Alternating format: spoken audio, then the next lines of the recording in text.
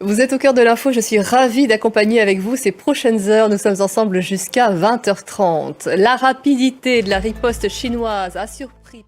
Les bourses continuent de mal réagir aux tremblements générés par les nouveaux droits de douane américains et les ripostes annoncées par les pays concernés. Ils sont nombreux.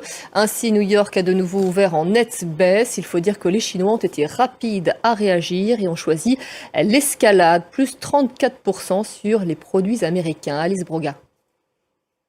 Nous plongeons notre réflexion avec vous, Anne Corpé. Bonsoir. Bonsoir. Alors effectivement, on s'attendait à une riposte de la Chine, mais elle a été rapide et massive. Oui, œil pour œil, dent pour dent, c'est la tactique déployée par Pékin. Ouais, beaucoup plus de stabilité du côté de la Chine. Merci beaucoup, Anne. À peine nommé, le secrétaire à la Défense américain fait déjà l'objet d'une enquête en cause cette faille de sécurité survenue après l'utilisation de la messagerie Signal pour communiquer des informations confidentielles concernant des frappes au Yémen.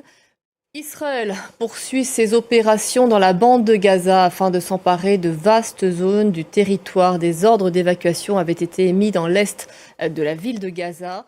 Pendant ce temps-là, Benyamin Netanyahou, lui, est en Hongrie. En principe, les dépassements du Premier ministre israélien sont restreints car il est sous le coup d'un mandat d'arrêt international. Mais la Hongrie a décidé de quitter la Cour pénale internationale, une organisation corrompue selon Benyamin Netanyahou. Axel Simon. Une semaine après le séisme survenu en Birmanie, l'aide peine à parvenir à tous les sinistrés. Le Haut Commissariat des Nations Unies aux droits de l'homme accuse l'armée birmane. En Corée du Sud, Yoon Suk-yeol ne peut plus se maintenir au pouvoir. La Cour suprême, la Cour constitutionnelle a confirmé à l'unanimité sa destitution pour avoir, je cite, violé les principes fondamentaux de l'état de droit. Ses partisans sont sous le choc. Étienne Paponneau et Léo Péchard. Où que vous soyez dans l'hémisphère nord, vous avez commencé à les voir pointer vers le ciel. Rouge, rose, jaune, première note de couleur du printemps. Les tulipes sont de retour. C'était l'essentiel de l'actualité. Vous êtes au cœur de l'info, restez avec nous.